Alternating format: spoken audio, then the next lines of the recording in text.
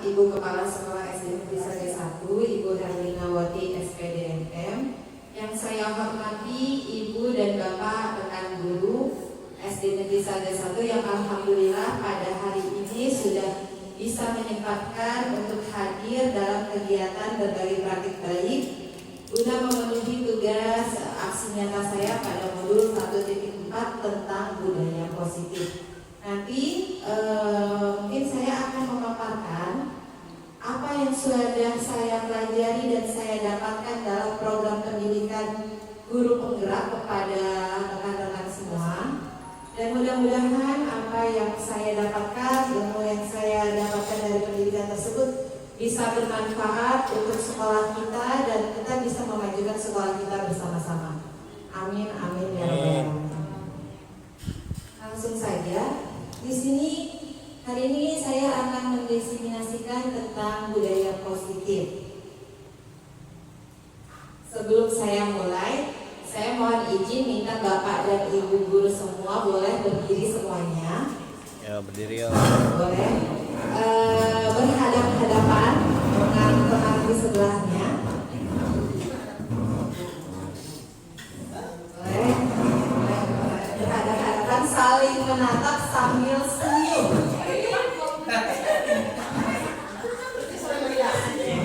Boleh sambil senyum bersama teman yang ada di hadapan. Dengan senyum saja, coba cukup menatap dengan senyum 30 detik. Apa yang akan kita rasakan? Nah, dari senyum bisa berubah menjadi tertawa dan bahagia. Nah, semoga kalau kita banyak tersenyum, nantinya kayak dia berdua. jadi coba nanti kalau dengan kita bersenyum bisa berubah jadi bahagia ya. Oke, terima kasih Bapak dan Ibu. Tujuannya apa sih tadi? Udah 30 detik cukup. 30 detik cukup agar apa?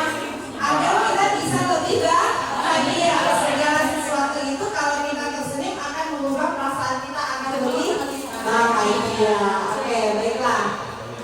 Nah, sebelum kita masuk ke materi yang akan saya paparkan, sebelumnya kita bikin kesepakatan forum desiminasi ini dulu yuk, ya.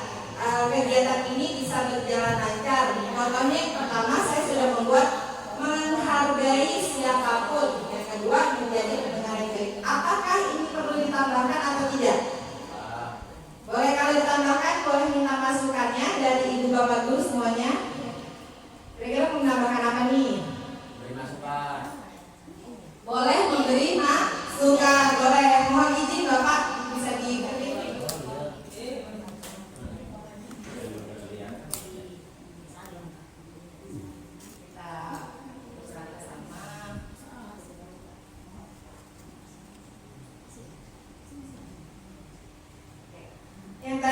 Yang ketiga memberi masukan. Kira-kira apalagi nih untuk kesepakatan kita? Apakah sudah cukup ini?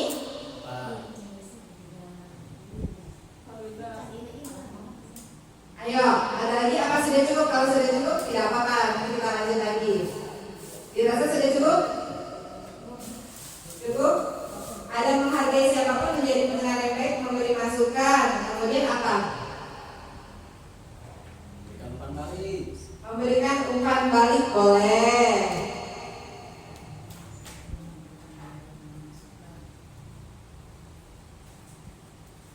Sudah cukup?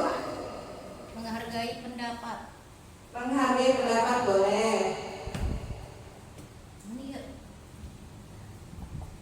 Ada lagi?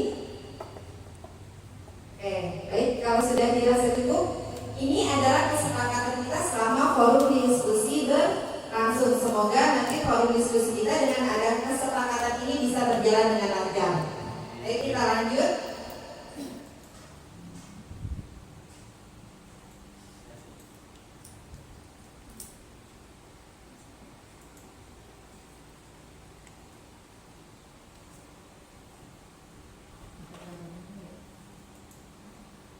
Oke, nanti dalam materi ini ada materi inti dari budaya positif yang akan saya sampaikan,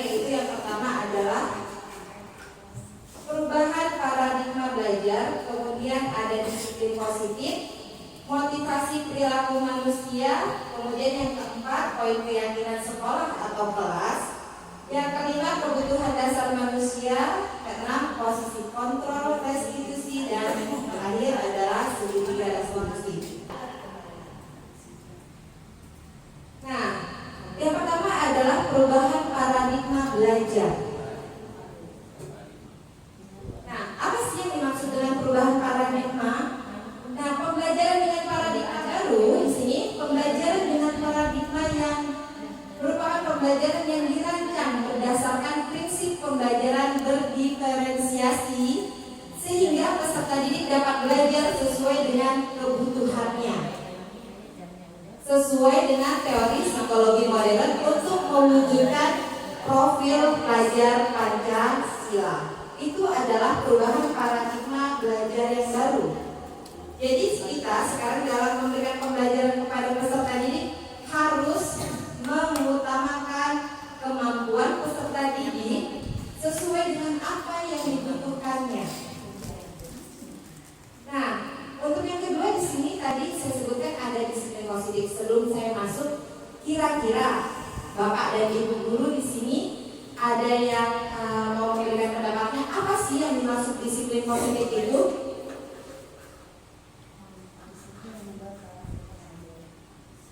Ayo, ada yang mau menyampaikan pendapatnya? Boleh? Ayo, tadi disiplin ini yang diharapkan sungguh pada anak-anak didik kita adalah disiplin yang berasal dari dirinya sendiri, bukan paksaan atau ujian.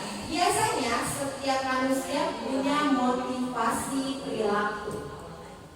Ini tadi berkaitan disiplin positif berkaitan dengan motivasi perilaku. Kira-kira motivasi perilaku itu apa saja sih? Ada nggak yang bisa memberikan pendapatnya? Apa itu motivasi perilaku?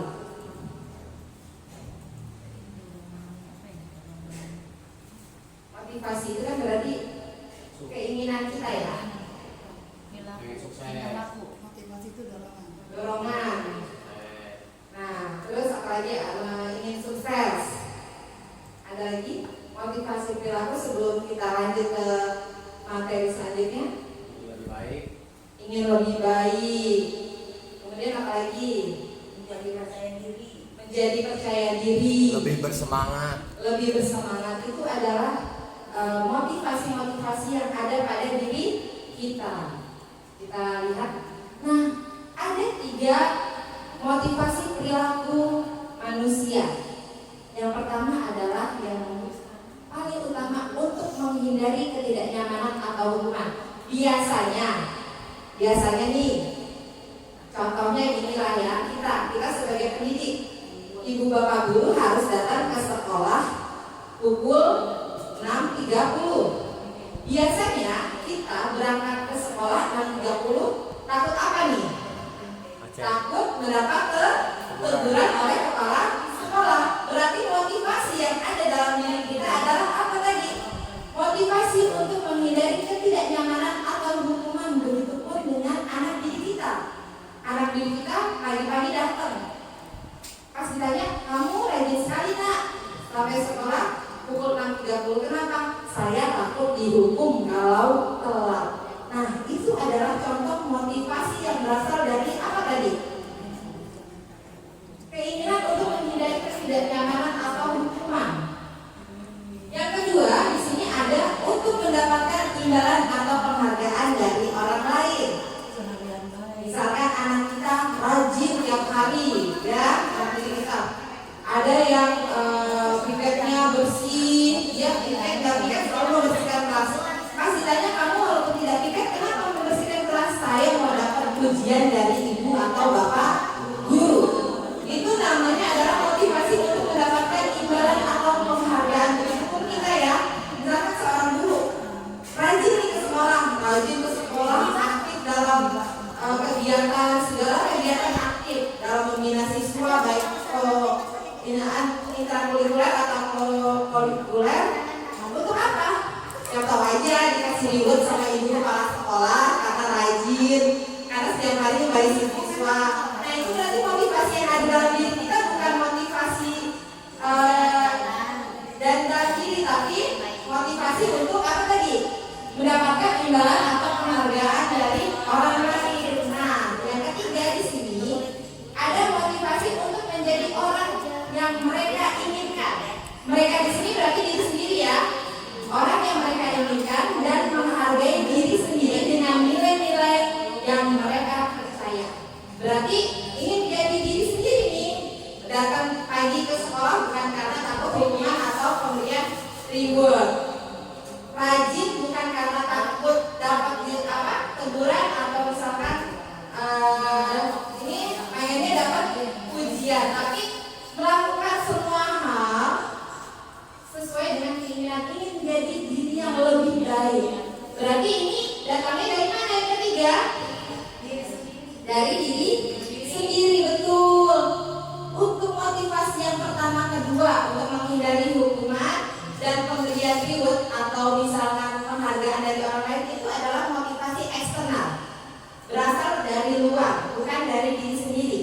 Biasanya motivasi ini tidak melekat lama. Kalau nggak ada hukuman, ya gratiskan saja gitu kan ya. Kalau misalkan nggak dapat pujian, jadi nggak rajin. Tapi kalau yang ketiga adalah motivasi dari diri sendiri.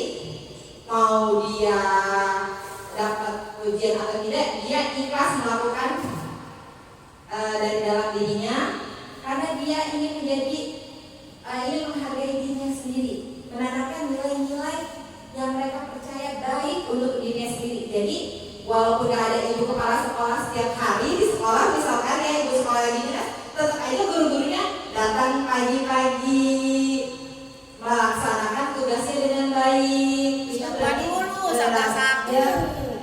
berasal dari dirinya sendiri. Begitupun anak didik kita, mereka melaksanakan keyakinan-keyakinan yang mereka tanamkan itu berasal dari dirinya sendiri, melekatnya akan lama. Kalau faktor eksternal tadi, kalau nggak ada pujian, ya sudah, begitu saja. Kalau misalkan nggak ada hukuman, ya udah dilanggar tidak masalah. Nah, yang kita harapkan dan motivasinya bisa tumbuh dari diri sendiri untuk melaksanakan disiplin positif tadi. Kemudian yang ketiga, ada keyakinan sekolah. Nah, tadi di sini kan ada nilai-nilai yang mereka percaya ya, dimotivasi ya. Apa sih hubungannya dengan keyakinan sekolah? Atau apa sih keyakinan sekolah itu?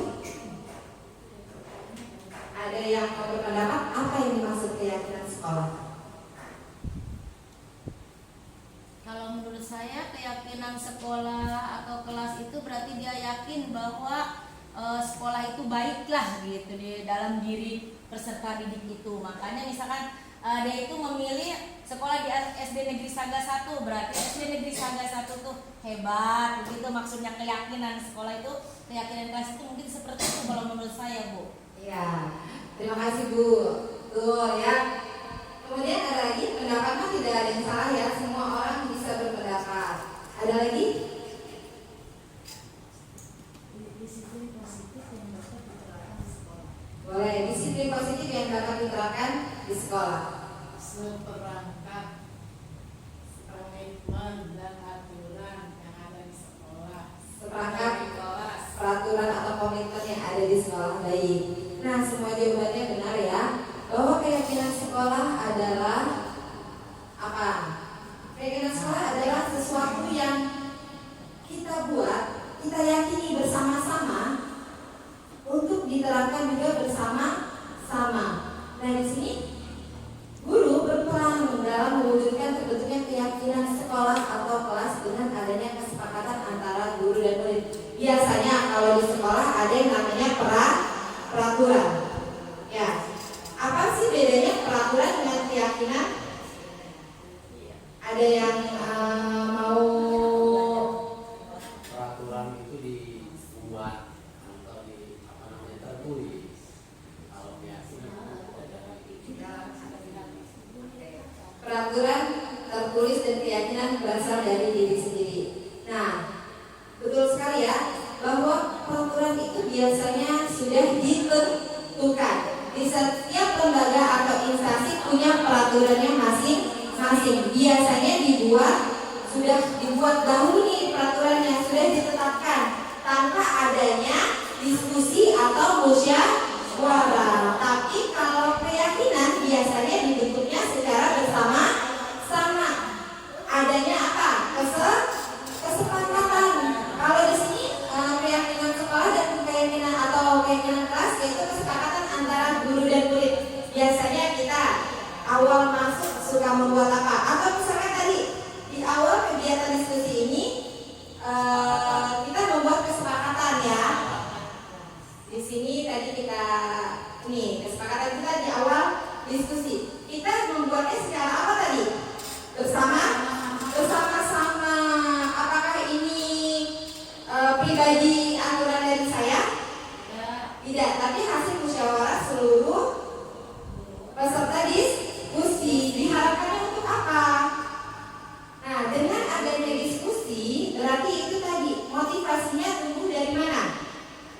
Sesuai dengan motivasi perilaku. Kalau misalkan hasil diskusi, apakah itu paksaan? Motivasi intrinsik berasal dari diri sendiri dan tidak merupakan suatu paksaan dari luar, sehingga itu menjadi sebuah keyakinan. Kalau peraturan itu sifatnya juga berlangsung terus-menerus dan bisa ditentukan oleh hanya sendiri juga bisa. Iya betul, terima kasih Ibu atas penjelasannya, betul sekali. Nah, kalau peraturan tadi sudah ditentukan, kalau keyakinan berasal dari diri sendiri dan diyakini bersama-sama, dan semoga apa yang diyakini ini diharapkan apa? Bisa dilaksanakan tanpa ada paksaan. Jadi kalau kita setiap awal mulai masuk kelas ya, biasanya guru membuat keyakinan atau kesepakatan kelas. Itu diharapkan apa? Agar guru dan murid sama-sama berdiskusi, berkolaborasi, menentukan keyakinan apa yang akan diterapkan di kelas, sehingga kondisi pembelajaran nantinya akan bisa berjalan dengan lancar. Nah, nilai-nilai ini apakah guru yang membuatnya? Tidak, tapi harus bersama-sama. Anak juga mengutarakan apa yang mereka yakini, apa yang ingin mereka terapkan di kelas, sehingga diharapkan kalau memang keyakinannya sudah diyakini, disepakati oleh semuanya dan berasal dari dalam diri, itu akan melekat lama dan anak bisa melaksanakannya tanpa paksaan atau tadi tanpa motivasi ini diberi pujian oleh ibu atau bapak guru. Nah, keyakinan sekolah atau kelas berupa pernyataan universal yang mudah diingat dan dipahami dan harus diterapkan di lingkungan sekolah. Misalnya di sini ada contoh keyakinan kelas. Kita bersikap baik dan jujur. Kita saling menghormati. Kita saling mendengarkan. Kita mengucapkan tolong dan terima kasih. Kita belajar dan bermain dengan aman. Kita gigih dan melakukan yang terbaik. Nah, ini berupa pernyataan-pernyataan yang mudah diingat dan dipahami dan diterapkan di lingkungan sekolah. Nah, ini tadi kesepakatan ini atau harapan kelas ini berasal dari tadi hasil diskusi kesepakatan antara guru dan peserta didik, sehingga dituliskan dalam kesepakatan yang akan diterapkan di kelas atau di sekolah. Nah, ini ada beberapa contoh keyakinan kelas, bisa macam-macam ya.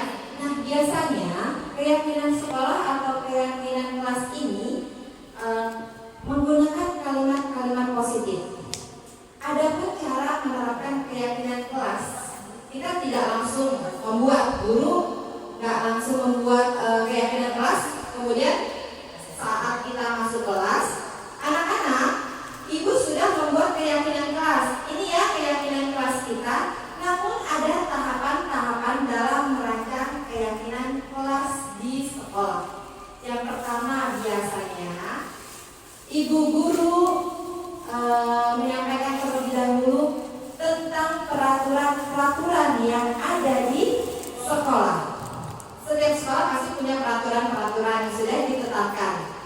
biasanya kita di awal kita pandu siswa, kita jelaskan peraturan-peraturan yang ada di sekolah. Kemudian kita minta peserta didik mengungkapkan apa yang ingin mereka jadikan keyakinan di dalam kelas. Mereka bisa dengan cara ditulis di kertas atau dengan berbagai macam cara.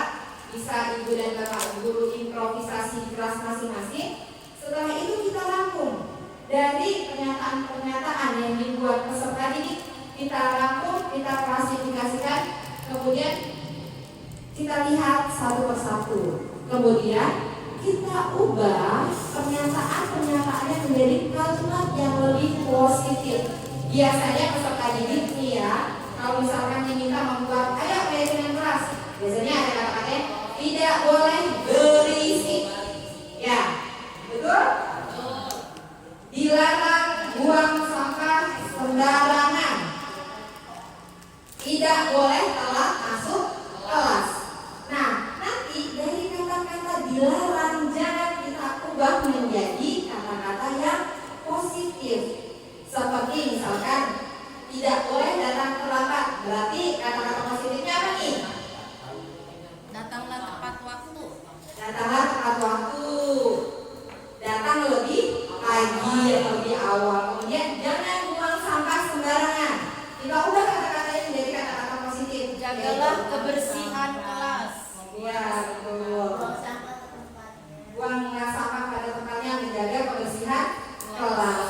Kemudian banyak lagi. Nah, dari kata-kata yang sudah kita ubah, kita biasanya kalau dalam keyakinan kita ubah menjadi kalimat-kalimat yang positif. Barulah kita jelaskan ke peserta didik nilai-nilai kebajikan yang ada dalam keyakinan-keyakinan yang mereka buat. Nah, kita jelaskan, oh ya nak, ini nilai kebajikannya ini loh, ini kita sampaikan ke peserta didik. Kemudian jangan lupa harus tertulis, ya. Jadi biar melekat dan mudah diingat. Setelah kita sepakati apa yang menjadi keyakinan di kelas kita tuliskan, kita sepakati bersama sama peserta didik. Nah, boleh misalkan pakai teknik ya nanti dibuat poster seperti ini boleh. Kenapa sih diharapkan? Agar anak tetap ingat dan mereka selalu mengingat apa yang mereka yakini. Tadi kalau keyakinannya datang dari diri sendiri diharapkan itu melekat lama dan disiplin-disiplin positifnya akan bisa mereka lakukan tanpa paksaan atau mengharapkan pujian. Karena kalau misalkan berasal dari eksternal tadi tidak akan melekat lama. Tapi kalau misalkan motivasinya dari diri sendiri itu insya Allah akan melekat lama dan mereka bisa menerapkannya dengan keikhlasan mereka. Jadi bila mereka lupa, mereka ingat, oh ini loh nilai-nilai yang kami yakini dan mereka tahu harus seperti apa nantinya. Oke. Nah, dari beberapa tadi kita sudah membahas tentang apa yang pertama perubahan paradigma belajar. Kemudian yang kedua ada disiplin positif, yang ketiga motivasi perilaku manusia dan yang keempat keyakinan kelas atau keyakinan sekolah. Nah, biar nggak tegang nih, saya punya tebak-tebakan. Cluenya bumi itu bulat. Ini tuh clue yang paling populer. Saya boleh ikutan? Boleh, siapapun boleh. Cluenya itu bumi itu bulat. Saya punya misalkan kalau 1 tambah 8 itu 2, ya. Cluenya tadi bumi itu bulat. 1 tambah 8 itu 2, 3 tambah 9 itu 1. Berapa kalau 10 tambah 8? 3. Oke, betul. Yang lainnya, misalnya. Berarti Pak Haji udah ya? Pak Haji udah stop ya? Oke. 1 tambah 2 kosong, 1 tambah 2 0, ya. Terus kalau misalkan 10 tambah 3 1, berapakah 8 tambah 8? Pak Haji? Gak boleh ya? Oke, betul. Yang lainnya sudah paham belum? Belum. Oke, berarti 7 sama Pak Haji udah ya? Oke, Autis tes, Pak Autis. Autis sudah paham. Bumi itu bulat. Bumi itu bulat. Nanti bulat, sabar. Oke, satu lagi yang sudah paham coba ya.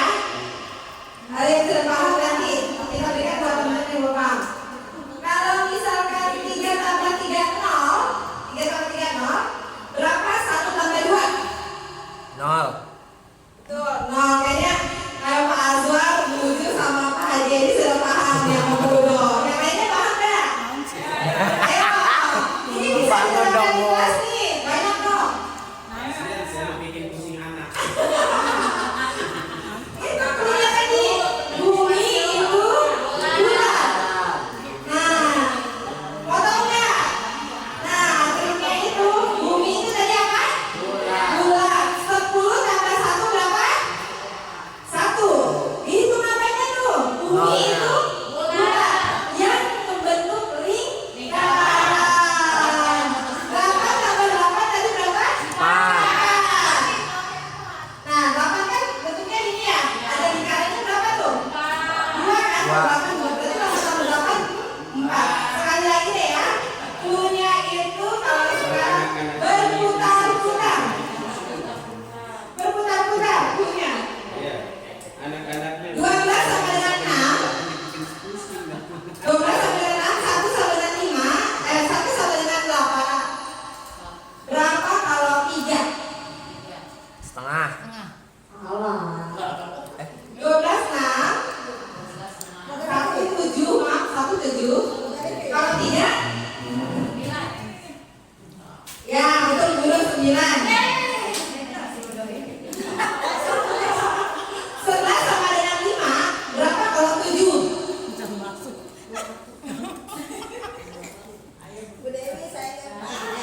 Klunya tadi berputar-putar. Kalau 12 sama dengan 6, 3 sama dengan 9, berapa kalau 11? Ini tinggal gitu.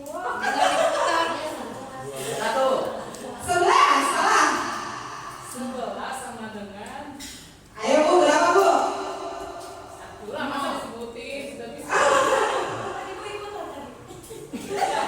sama dengan Udah ini udah selesai. 5. 11 sama dengan 5. Dari mana coba? Berputar-putar, biasanya berputar-putar apa? Jam.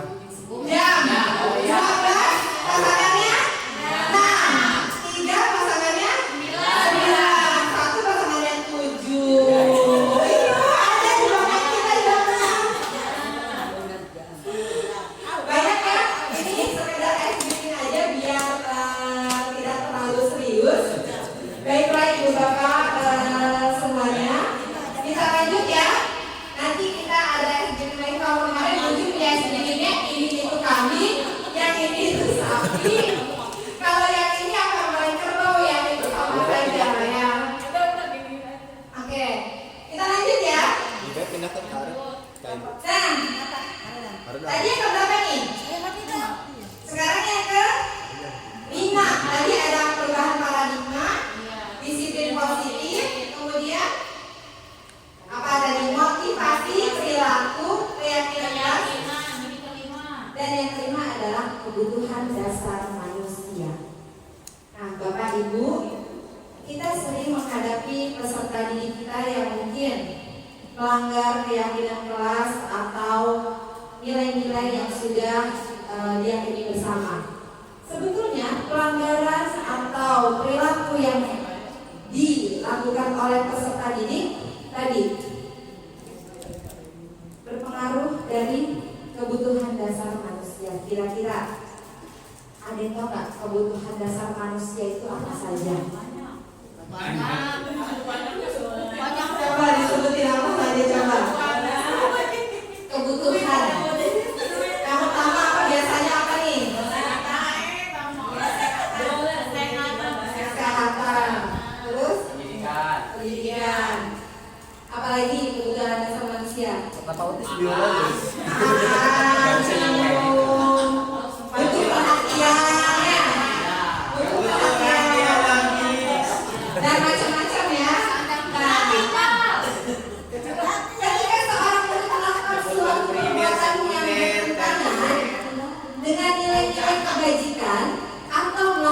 pengaturan. Hal ini sebenarnya dikarenakan mereka gagal memenuhi kebutuhan dasar mereka. Nah, perilaku-perilaku yang timbul yang dilakukan oleh peserta didik itu tadi, kalau mereka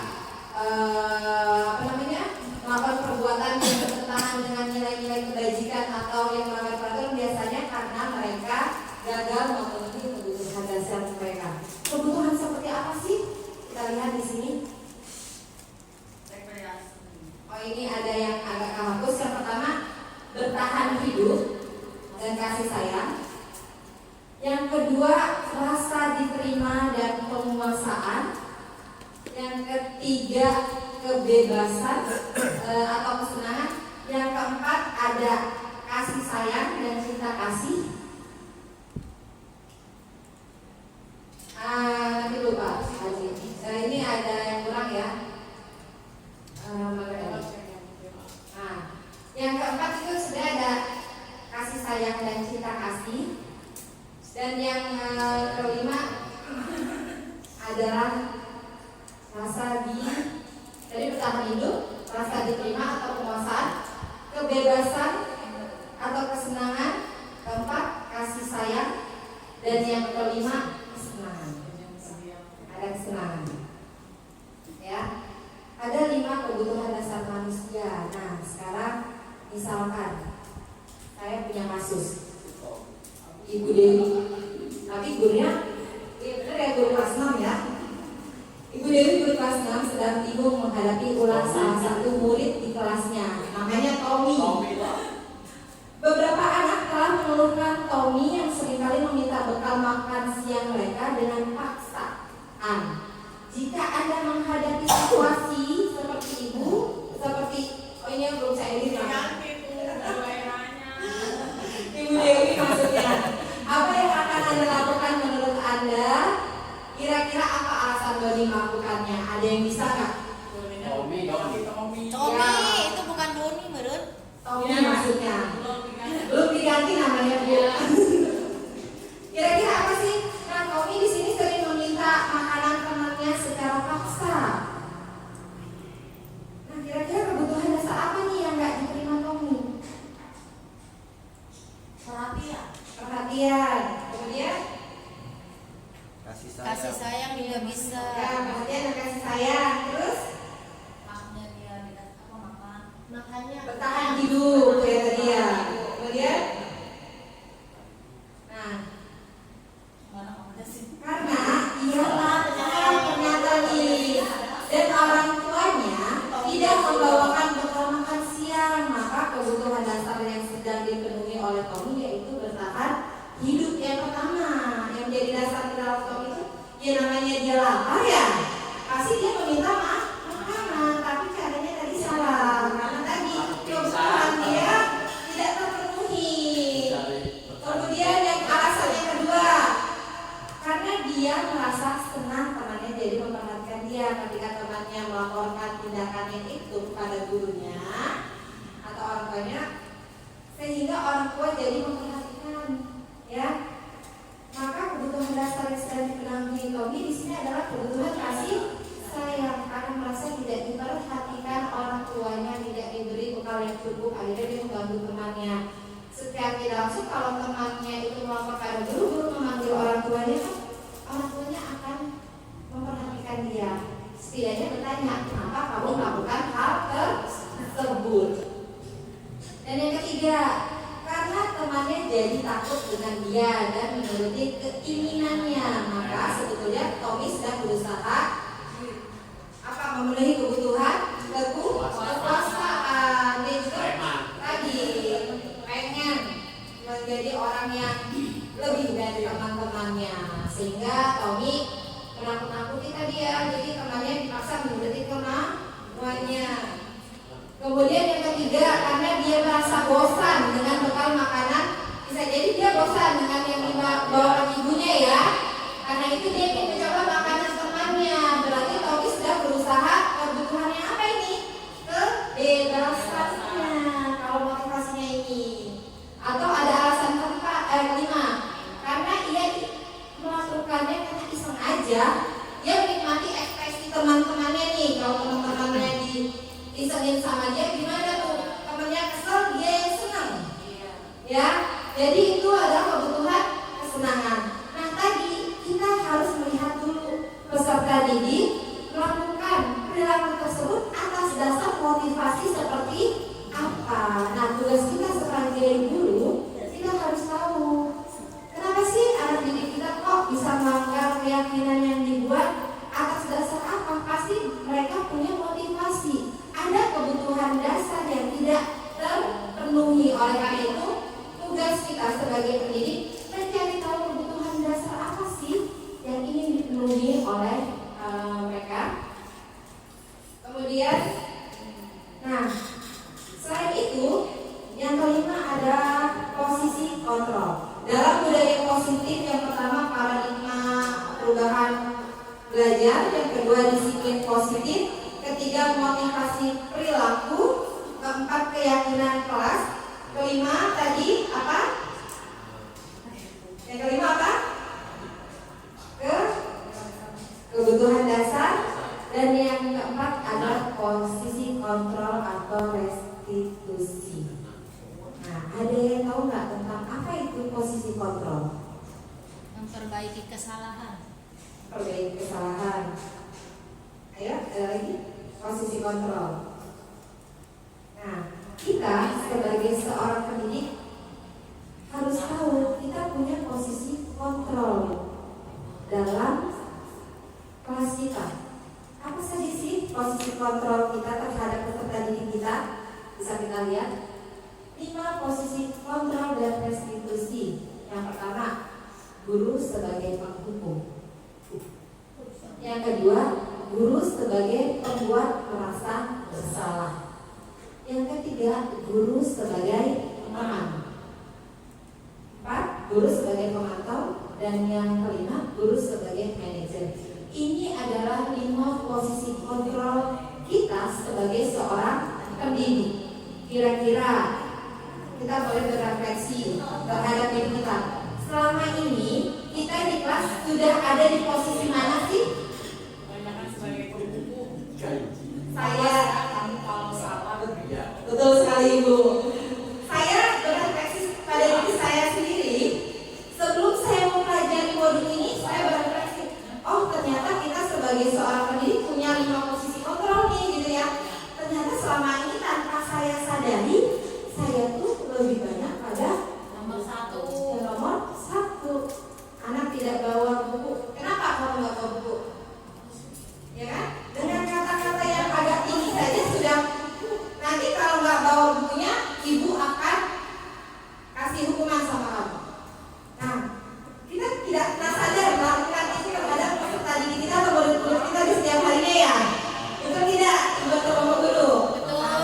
kebiasaan tidak pernah mengerjakan PR. Itu kalau udah nggak aneh itu. Nah, kita lihat di sini ya. Ada 5 posisi kontrol sebagai seorang pendidik. Di sini ada penghukum, pembuat rasa bersalah, teman, pemantau, sebagai manajer. Nah, yang pertama, guru berbuat menghardik, menunjuk-nunjuk, menyakiti, menyindir. Itu adalah contoh guru sebagai penghukum. Kemudian, kalau yang membuat rasa bersalah, berceramah mengatakan seharusnya kamu tidak melakukan itu. Ibu kecewa sama kamu. Kamu gak kasihan melihat ibu yang sudah capek ngajar kamu. Itu. Nah, yang beda posisi apa? Membuat rasa bersalah. Saya ada dulu sering nih kayak gini nih. Saya di rumah sering begitu. Nah, tanpa kita sadari ya, ternyata kita sering ngomong ini. Kenapa? Nanti dulu. Boleh atau tidak kita ulas dulu nih. Atau misalkan, biasanya kalau sakit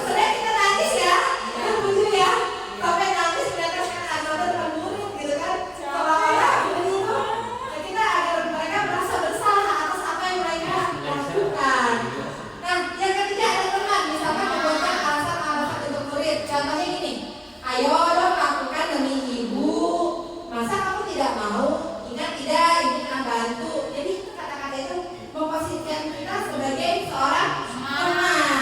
Kita juga sering melakukannya ya. Sering. Nah, kalau pemantau biasanya menghitung dan mengukur. Misalkan kata-katanya apa peraturannya? Oh, kamu tahu tidak peraturannya apa? Apa yang kamu lakukan? Kamu tidak tahu harus masuk sekolah jam berapa, gitu kan? Nah, pernah tidak melakukan ini sebagai pemantau? Pernah juga ya, tanpa kita sadari ya. Kemudian yang ketiga sebagai manajer. Biasanya kalau manajer mengajukan pertanyaan-pertanyaan, apa yang kita yakini, apa yang bisa kau kerjakan untuk memperbaiki masalah ini. Nah, biasanya hasilnya di sini. Hasilnya yang pertama, hasilnya yang pertama, kalau menghukum biasanya anak lebih apa? Memberontak, menyalahkan orang lain, berbohong demi menghindari hukumannya. Nah, kalau misalkan dengan merasa bersalah, biasanya gimana? Anak menyembunyikan ya, malah menyangkal atau berbohong. Kalau teman biasanya ketergantungan, yang ada nanti anak menjadi ketergantungan. Kalau pemantau menyesuaikan diri bila diawasi. Kalau nggak diawasi ya udah, kayak tadi sampai ibu kelas sekolah. Kalau kita tidak diawasi ya udah bebas gitu kan, kayaknya diawasi terus gitu. Nah, atau manajer. Kalau manajer biasa mengeluarkan pribadinya. Ini contohnya kaitan dengan dunia berkualitas dan dampak pada murid. Biasanya kalau menghukum anak tuh lebih cenderung mengulangi kesalahannya lagi. Kalau kita sebagai pembuat rasa bersalah, merasa rendah diri, jadi si anak tuh kayaknya merasa rendah diri karena merasa bersalah, gitu kan? Kemudian kalau teman lemah, tidak mandiri, tergantung kepada kita. Jadi kalau kita nggak ngasih penguatan sama dia akan lemah. Kemudian kalau yang pemantau biasanya menitik beratkan pada sanksi atau hadiah untuk dirinya. Kamu tahu sekarang jam berapa, harusnya datang jam berapa, besok kalau kamu datang lebih pagi, ibu kasih hadiah. Nah, tapi biasanya kalau nggak ada hadiah gimana? Itu lagi. Nah, betul ya. Nah, kalau yang manajer mengevaluasi diri, bagaimana cara memperbaiki. Kira-kira nih dari kelima posisi kontrol yang ada, yang lebih ideal yang mana? Yang lebih ideal. Nah, di antara kelima posisi kontrol tersebut sebaiknya seorang guru menggunakan posisi kontrol sebagai manajer. Nah, kenapa? Karena tadi kita bisa mengeluarkan pribadi peserta didik. Dia tahu kesalahan apa yang dia lakukan dan bagaimana cara memperbaikinya. Jadi kita tidak langsung menghukum atau sebagainya, tapi si anak sadar, oh saya telah melakukan ini. Kita ajak diskusi bagaimana cara memperbaikinya. Nah, nanti ada biasanya tahapan-tahapan dalam menegakkan restitusi ini. Kita menggunakan segitiga restitusi yang akan kita bahas nanti setelah ini. Tadi ya, yang lebih ideal sekarang setelah saya mempelajari, ini refleksi untuk diri saya. Setelah saya mempelajari di modul ini, ternyata saya baru sadar apa yang saya lakukan kepada peserta didik selama ini itu kurang tepat. Sehingga apa yang ingin saya terapkan kepada peserta didik bukan melekat lama atau bukan berasal dari diri sendiri. Kenapa? Sehingga peserta didik mengulangi kesalahannya lagi karena tadi kita belum dapat memposisikan diri kita di posisi yang tepat. Oleh karena itu, mulai hari ini setelah saya mempelajari modul ini, untuk saya dan semoga kita semua di sini bisa sama-sama memperbaiki. Mungkin kedepannya nanti kita bisa lebih memposisikan diri kita posisi yang lebih tepat. Nah, di sini sebagai manajer, seorang guru dapat berbuat sesuatu bersama murid, mempersilahkan murid bertanggung jawab dan mendukung murid agar dapat menemukan solusi tanpa menghakimi tadi. Nah, selain itu posisi manajer mengacu pada restitusi yang dapat menjadikan murid sebagai manajer bagi dirinya sendiri, sehingga dapat terciptanya identitas positif pada diri murid. Nah, nanti setelah kita dapat menerapkan posisi kita yang tepat sebagai manajer, kita bisa menerapkannya menggunakan langkah-langkah. Ada yang namanya segitiga restitusi. Sebelumnya ada yang sudah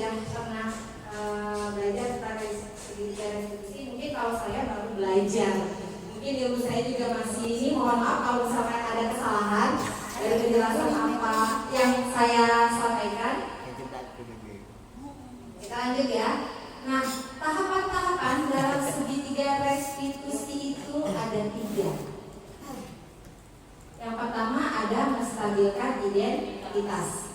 Yang kedua, validasi tindakan yang salah. Dan yang ketiga, penanyakan keyakinan. Nah, apa sih bedanya restitusi dengan hukuman dan konsekuensi?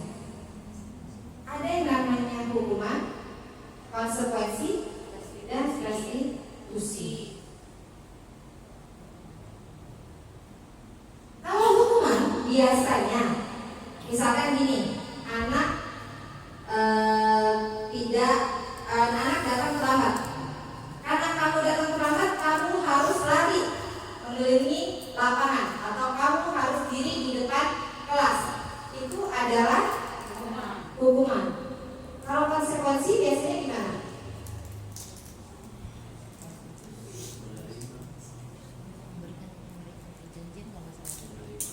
Kalau konsekuensi berarti kan bukan. Kalau konsekuensi biasanya apa? Sebab akibat. Nah, kalau dia melakukan ini, kamu harus seperti ini. Nah, kalau restitusi tadi adalah apa? Keyakinan apa yang dia langgar? Kita kan mencari tadi, ya, menanyakan kebutuhan apa yang dia tidak terpenuhi oleh dirinya. Kemudian kita menanyakan kepada anak. Berarti jika maka ya. Nah, jadi kalau bisa anak itu apa sih keyakinan yang kamu langgar? Bagaimana cara menyelesaikannya? Itu adalah sebuah restitusi. Jadi tanpa kita, kalau hukuman biasanya spontan tanpa arti ya udah, kalau kamu nggak melakukan kamu ada ini gitu kan. Tapi kalau restitusi lebih ke bagaimana cara memperbaiki. Misalkan ada anak, ada yang melupakan air misalkan di kelas, kita menanyakan apa yang harus kamu lakukan. Nah, oh iya Bu, berarti saya harus membersihkannya. Itu adalah restitusi. Kalau ada anak mencoret-coret buku temannya, kalau kita misalkan kamu harus keluar dari kelas atau kamu apa, itu kan adalah kalau yang kita lakukan spontan biasanya hukuman ya. Tapi kita ajak berbicara anaknya, karena kamu apa sih kesalahan yang kamu lakukan? Saya telah mencoret-coret buku teman. Kira-kira bagaimana sih? Oh iya, saya minta maaf, nanti saya hapus ya. Nah, itu adalah cara-cara restitusi. Nah, yang pertama tadi tahapannya ada apa nih di segitiga restitusi? Menstabilkan identitas.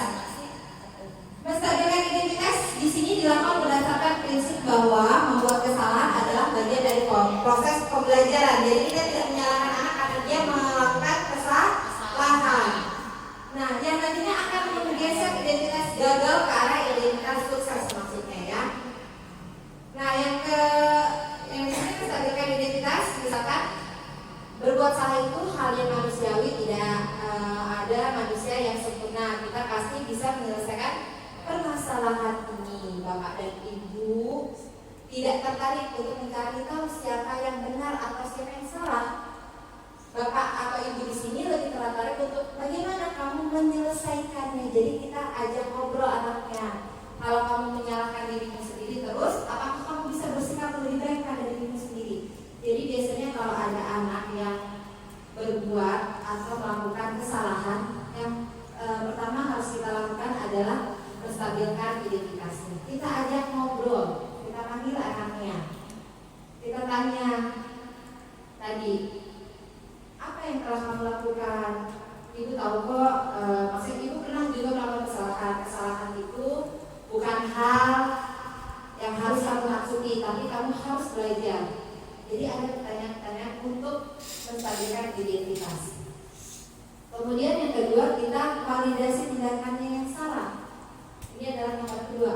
Validasi tindakan yang salah dilakukan berdasarkan prinsip bahwa setiap perilaku berupaya memenuhi suatu kebutuhan tertentu yang seperti tadi. Ada motivasi yang tidak terpenuhi dalam dirinya sendiri, sehingga guru atau orang tua akan bergeser dari pemikiran stimulus respon menjadi proaktif serta akan lebih mengenali dan mengakui kebutuhan murid atau anaknya.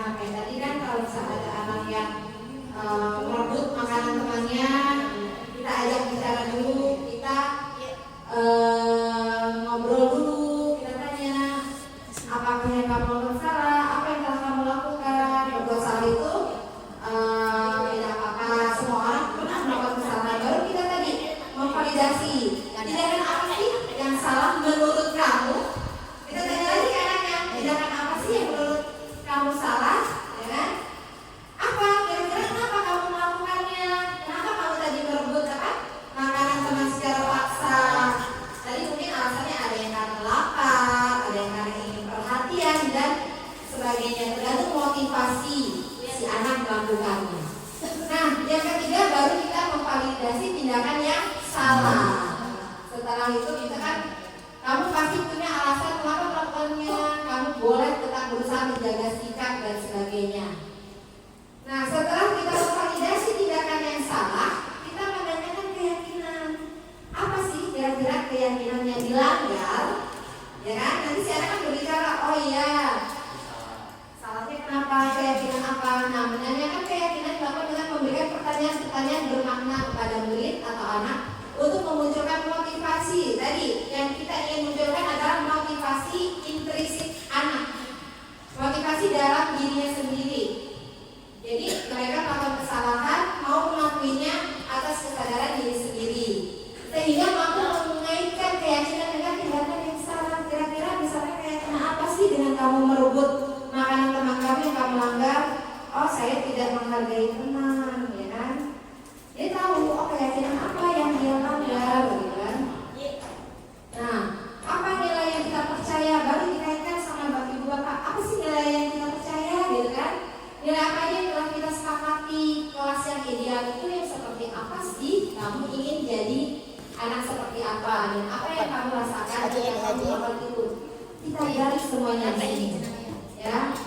Nah, dan terakhir, tanya ke anak bagaimana cara untuk mengatasi masalahnya. Jadi si anak itu mencari solusinya dari apa yang sudah mereka sadari. Oh ya, saya melakukan kesalahan ini, berarti saya harus memperbaikinya dengan cara apa.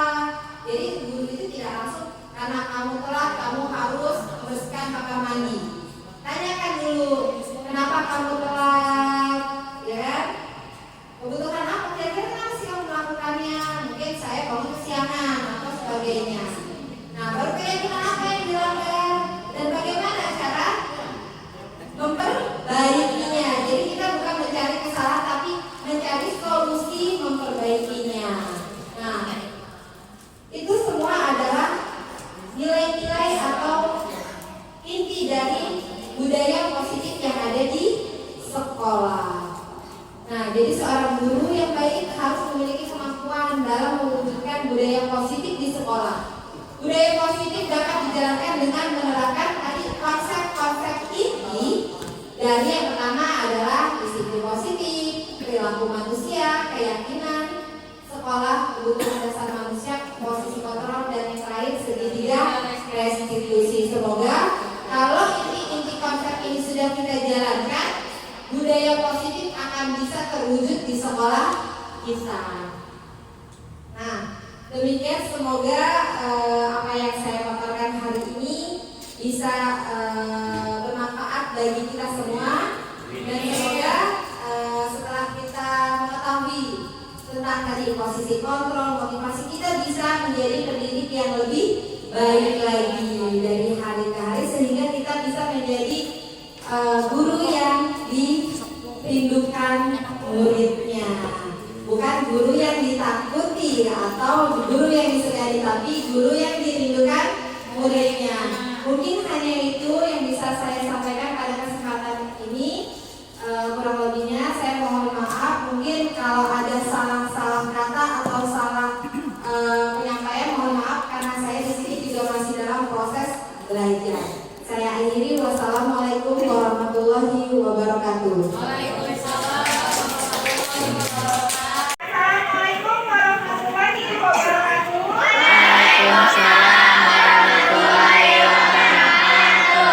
Sudah olahraganya? Sudah siap belajar lagi hari ini? Oke, sekarang belajar apa? Oke, baiklah. Kalian boleh keluarkan yang kemarin ada tugas dari ibu ya. Sudah selesai semua? Sudah.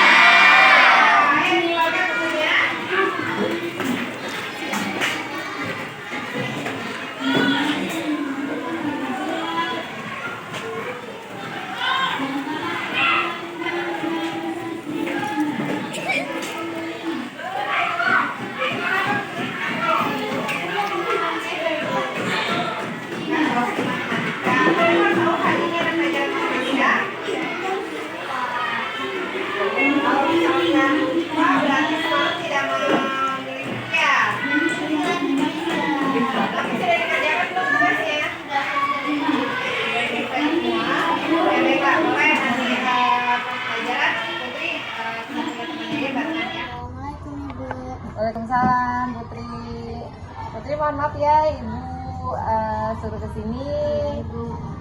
Ibu mau ngobrol aja sama Putri. Kenapa nih Put? Tadi bingung sekali kayaknya ya di kelas. Aku lupa bawa buku matematika.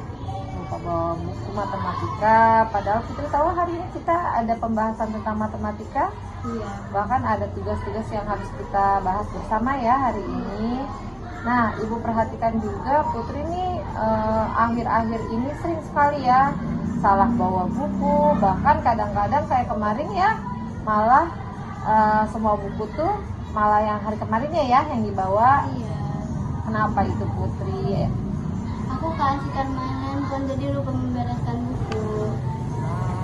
Putri wajar sih ya, Ibu juga pernah melakukan kesalahan. Nah, kesalahan itu kita jadikan pelajaran buat diri kita, bagaimana kita bisa berusaha lebih baik. Nah, Putri ingat tidak? Kita punya keyakinan kelas ya. Ini kira-kira keyakinan kelas apa sih yang tidak dilaksanakan oleh Putri? Tanggung jawab. Iya, tanggung jawab, betul ya. Kita sebagai peserta didik, Putri itu harus punya tanggung jawab baik terhadap tugas-tugas Putri. Dan berarti tanggung jawab pada diri sendiri ya. Iya. Nah, selain itu apalagi tuh Put? Selain tanggung jawab, kira-kira apa yang belum dipenuhi nih sama Putri? Kalau tidak sering tidak bawa buku, Kedisiplinan. iya kedisiplinan. Ya kan kita kemarin juga sudah sering ya bahwa kita tuh harus disiplin, bisa mengatur waktu, mana yang jadi prioritas kita sebagai pelajar. Putri utamakan. Nah, boleh main HP tapi ada batasan waktunya. Kira-kira nih Put, kan kalau seperti ini akan menghambat tidak nih Put? Iya, Ibu. Ya, akan menghambat. Nanti Putri bisa jadi ketinggalan pelajaran, tidak paham kalau tidak bawa buku ya. Nah, kira-kira untuk mengatasinya itu apa sih Put? Gimana nih caranya nih? Putri udah tahu nih letak kesalahannya gimana. Kira-kira untuk memperbaikinya agar tidak terulang lagi tuh seperti apa?